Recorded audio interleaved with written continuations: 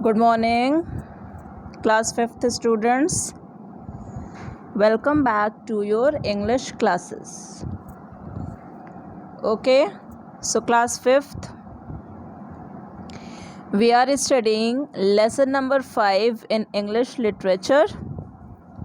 Okay, we have already covered the first part of this chapter in the previous day, and now this is the second part of this chapter, and with this we will end this chapter today. Okay बच्चों, तो हम लोग क्या पढ़ रहे थे? Lesson number 5 English literature में। सारे बच्चे बुक खोल के पेज नंबर 24 पे आ जाएंगे। और हम लोगों ने फर्स्ट पार्ट में इस चैप्टर के बारे में समझा था कि इसमें हम लोगों को क्या पढ़ना था। तो इस चैप्टर का नेम क्या है? सबसे पहले द वर्क्स ऑफ गॉड, जिसके बारे में हमने आप लोगों को बताया था कि इस चैप्टर में हम लोगों को क्या पढ़ना था। भगवान की जो बनाई गई चीज़ें हैं, भगवान के द्वारा जो निर्मित की गई चीज़ें हैं, उनके बारे में हम इसमें पढ़ रहे थे। दो बच्चे हैं जो यहाँ पे, एक 5th ए की लड़की है और एक 5th बी का लड़का है। वो दोनों हाथ जोड़ करके प्रे कर रहे हैं गॉड से, और वो गॉड की जो भी क्रिएशंस हैं, जो भी एक्शंस हैं, उसको वो अच्छी तरीके से डिस्क्राइब कर रहे हैं, उनका वर्णन कर रहे हैं। ठीक है, तो हमने आप लोगों को काम भी दिया था, कुछ होमवर्क हमने ये दिया था आप लोगों को कि आप लोग चैप्टर नंबर 5 का पहले तो हेडिंग लिखोगे अपनी कॉपी में, the works of God, black pen से। फिर उसके बाद आप लोगों को एक पेज पे उसी चैप्टर नंबर जहाँ पे लिख लिया और हेडिंग जहाँ पे डाल लिया लेसन नंबर 5 का, उसके नीचे आप लोगों को वोकैबलरी लिखनी थी, जो कि आपको पेज नंबर 25 पे मिल जाएगा, एनरिच योर वोकैबलरी में। ठीक है, और आपको जो वोकैबलरी है उसमें creature, bright, tiny and so on, ये आपको लिखना था। जो वर्ड्स हैं डार्क कलर से ब्लैक कलर से लिखे हुए हैं, उसको आपको ब्लैक कलर से लिखना था। और उसकी जो मीनिंग है, जैसे कि क्रिएचर का एनिमल, तो एनिमल आप लोग को ब्लू पेन से लिखना था। ये सब हमने आप लोगों को फर्स्ट पार्ट में बताया था। तो आई होप कि बच्चों ने किया होगा और ये ड्राइंग भी जो है उसको बना लिया होगा। ठीक है, जो हमने कहा था आप लोगों को कि इन बच्चों की ड्राइंग बना करके कलर करना, तो वो भी आप लोगों ने किया होगा। तो जब हम इसका PDF अपलोड करेंगे और आप लोगों को होमवर्क सेक्शन में जो मैसेज भेजते हैं, उसमें आप लोग हमको इस ड्राइंग को और जो वोकैबलरी लिखा है उसकी फ़ोटो खींच के आप लोग हमें होमवर्क पोस्ट करोगे। चलो फिलहाल हम लोग आ जाते हैं अपने चैप्टर पे और देखते हैं कि हम लोगों ने कहाँ तक पढ़ा था। तो हम लोगों ने फर्स्ट पार्ट में 2 स्टैंजास पढ़ लिए थे इस पोएम के। कौन कौन से stanzas? The first 2 stanzas, first stanza और सेकंड स्टैंजा हम लोगों ने कवर कर लिया था। एक बार फिर से रिवाइज कर लेते हैं। क्या कहा जा रहा है यहाँ पे? All things bright and beautiful, all creatures great and small, all things wise and wonderful, the good God made them all. Each little flower that opens, each little bird that sings, he made their glowing colors, he made their tiny wings.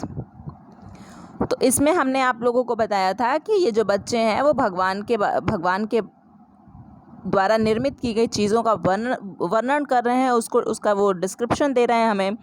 तो जैसा कि आप लोग पढ़ रहे हो, यहाँ पे क्या बता रहे बच्चे कि जो भी चीज़ें हैं यहाँ पे ब्राइट या फिर ब्यूटीफुल, जो भी क्रिएचर्स हैं वो वेदर वो ग्रेट हैं या फिर स्मॉल है ना, बड़े हैं छोटे हैं, जो भी चीज़ें हैं वो वाइज हैं या वंडरफुल हैं, जो चालाक हैं और बहुत ही खूबसूरत हैं, बहुत ही अद्भुत है अपने आप में। सारी की सारी संरचना किसके द्वारा की गई है? भगवान के द्वारा। गॉड माने भगवान। ठीक है, इसमें हमने आप लोगों को बताया था कि जो फ्लावर के बारे में बच्चे यहाँ पे बोल रहे हैं कि फ्लावर कैसे रात में उसकी कलियाँ अपने में समेटे रहती हैं और सुबह उठ जाओ सनलाइट पड़ते हुए वो कलियाँ खिल जाती हैं और फूल खिल जाते हैं। तो ये सब, और जो चिड़िया जो है वो जो गाने गाती हैं, वो भी, ये सब किसके द्वारा होता है? All these things are the act of God, act of the God. चलो हम लोग आ जाएंगे अब थर्ड स्टैंजा पे। तो थर्ड स्टैंजा में क्या लिखा है? The purple headed mountain, the river running by, the morning and the sunset that brighten up the sky. क्या लिखा है? The purple headed mountain, a purple headed mountain मतलब तो सारे बच्चों को पता है कि पहाड़ है, और उसका यहाँ पे कलर आपको बताया जा रहा है पर्पल। माउंटेन का यहाँ पे आपको कलर पर्पल हेडेड बताया जा रहा है। द रिवर रनिंग बाय, फिर आपको नदी के बारे में बताया जा रहा है कि जो नदी है वो किस तरीके से रन करती है, फ्लो करती है, चलती है। आपको पता है कि रिवर में जब आप नदी का पानी जब आप देखोगे तो there is no stagnant water, वहाँ पे कभी भी आप लोगों को स्थिर पानी नहीं दिखाई पड़ेगा। पानी हमेशा वहाँ पे बहाव में आप लोगों को दिखाई पड़ेगा, वेव्स हमेशा वहाँ पे आपको दिखाई पड़ेंगी। तो इसीलिए रिवर को यहाँ पे रनिंग बाय से इंडिकेट किया गया। तो the river running by, the morning and the sunset, ठीक है। मॉर्निंग मतलब जब हम लोग सुबह सुबह उठते हैं तो सुबह की जो बेला होती है उसे हम लोग मॉर्निंग कहते हैं, और सनसेट मतलब जब शाम होता है, जब सूरज डूब जाता है, ठीक है। When the sun sets that period of time is known as sunset, and when the sun rises then that is known as morning. तो मॉर्निंग और सनसेट मतलब सुबह और शाम, that brighten up the sky. और आप देखते हो ना, जब सुबह सुबह अगर आप उठते हो, जब आप स्कूल आते थे और अब फिर आओगे, बहुत जल्दी आओगे स्कूल, है ना, हम लोग बहुत जल्दी से इस पैंडेमिक को ओवर कर लेंगे और फिर हम लोग फिर मिलेंगे। तो अब जब सुबह सुबह आप उठोगे स्कूल आने के लिए, तो उस टाइम पे देखते हो ना किस तरीके से सूरज की रोशनी निकलती रहती है, ठीक है। और वो आसमान में किस तरीके से रोशनी जो है, सूर्य जो है वो रोशनी को प्रकाशित करता है, वो पूरी तरीके से फैला देता है ना। तो लाइट को जो है, सन लाइट जो है वो पूरी तरीके से स्कैटर कर जाती है स्काई में, और एक ग्लिटर टाइप में हमें चमकीला के तरीके से दिखाई पड़ता है। तो क्या हुआ इस स्टैंज़े का मतलब, इस स्टैंज़ा में बच्चे क्या बता रहे हैं भगवान की क्रिएशन के बारे में। कह रहे हैं कि the purple headed mountain, the river running by, the morning and the sunset that brighten up the sky. जो पर्पल हेडेड माउंटेन है, जो नदियों में पानी बह रहा है, जो सुबह हो रही है, जो शाम हो रही है, जिसके वजह से आसमान इतना हमें ग्लिटरी दिखाई पड़ता है, इतना सुनहला दिखाई पड़ता है, ये सब। फिर fourth stanza, the tall trees in the green wood, the pleasant summer sun, the ripe fruits in the garden, he made them everyone. क्या कहा गया, the tall trees in the green wood. अब टॉल मतलब लंबी लंबी, ठीक है, और ट्रीज मतलब पेड़। तो जो लंबे लंबे बड़े बड़े पेड़ हैं, इतने ऊंचे ऊंचे पेड़ हैं, इन the green would, green would को अंडरलाइन करके लिखो फॉरेस्ट।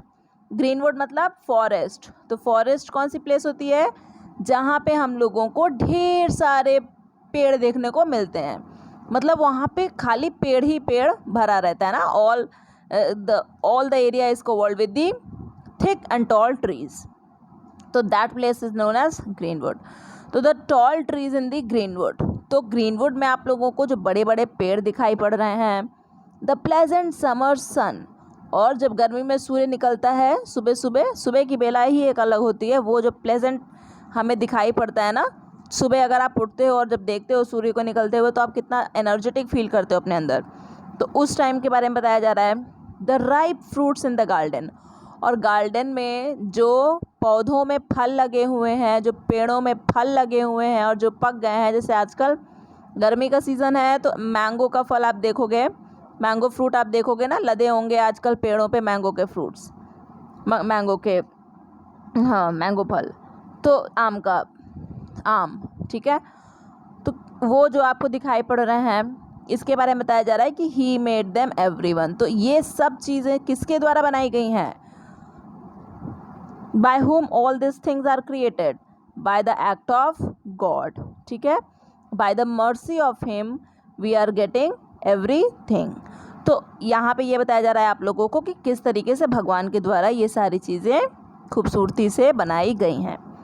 चलो आगे आ जाएंगे हम लोग। लास्ट स्टैंजा है आपका, ये क्या लिखा है, he gave us eyes to see them and lips that we might tell how great is God Almighty who has made all things well। और हमने आप लोगों को फर्स्ट पार्ट में ही बताया था कि पोएम किसने लिखा है, C.F. अलेक्जेंडर ने। क्लियर। चलो लास्ट स्टैंजा इसको भी कर लें। क्या लिखा है, he gave us eyes to see them। तो भगवान ने ही, यहाँ पे ही किसको रेफर किया जा रहा है, गॉड को, और गॉड के बारे में बताया जा रहा है कि ही गेव अस आइज, उन्होंने हमें आंखें दी ताकि हम इन चीज़ों को देख सकें। किन चीज़ों को? जिनके बारे में आपको इन फर्स्ट 1 2 3 4 स्टैंजास में बताया जा रहा है। कौन कौन सी चीज़ें? ब्राइट एंड ब्यूटीफुल चीज़ें। कौन कौन सी? सारी क्रिएचर्स, जो चाहे वो ग्रेट हो चाहे वो स्मॉल हो, जो भी थिंग्स हैं, चाहे वो वाइज हो चाहे वो वंडरफुल हो, ठीक है। और लिटिल फ्लावर हो गया, बोल्ड हो गई, है ना, ये सारी चीज़ें। Super purple headed mountain, river, morning sunset, ठीक है, tall trees, pleasant summer sun, ripe fruits in the garden, ये सब देखने के लिए भगवान ने हमें क्या दिया है? हमें उन्होंने प्यारी प्यारी आंखें दी हैं। And lips that we might tell, और हमें होंठ दिए हैं। लिप्स मतलब होंठ, ताकि हम लोगों से इनके बारे में बता सकें, ठीक है ना। अगर आप देख पाओगे और कुछ बोल नहीं पाओगे तो फिर क्या होगा? आपके देखने का कोई मतलब ही नहीं है, आप नॉलेज को इधर से उधर शेयर नहीं कर पाओगे। लेकिन भगवान ने हमें दोनों दिया, आंखें भी दी हैं, ओठ भी दिया है, तो हम ताकि हम लोगों को इन चीज़ों के बारे में बता करके उनको भी नेचर का आनंद लेने के लिए कहें। How great is God almighty. तो भगवान के बारे में बच्चे बोल रहे हैं यहाँ पे कि कितने महान हैं हमारे भगवान। ऑलमाइटी मतलब क्या होता है? वेरी पावरफुल, ठीक है। माइटी मतलब होता है पावरफुल, और ऑलमाइटी मतलब जो दुनिया में सबसे ज़्यादा पावरफुल है, मतलब सर्वश्रेष्ठ, ठीक है, सर्वशक्तिमान। तो भगवान जो है वो सर्वशक्तिमान है, उनके ही अंदर सारी शक्तियाँ निहित हैं। तो how great is God almighty. बच्चे यहाँ पे क्या कह रहे हैं दोनों कि भगवान कितने महान हैं। Who has made all things well, जिन्होंने इतनी खूबसूरती से, इतनी बारीकी से, इतनी प्यारी चीज़ों को बनाया है। तो ये आपने इस पोएम में क्या समझा? About the act of God और about the works of God. चलो, तो ये हो गया आपका वोकैबुलरी बच्चों, इसको लिख लेना और हम लोग करेंगे PDF के फॉर्मेट में अपना क्वेश्चन और आंसर्स। और सारे बच्चे हमें ज़रूर वोकैबुलरी लिख के दिखाएंगे और पेंटिंग करके दिखाएंगे जो हमने बताया आप लोगों को, ठीक है। Thank you very much.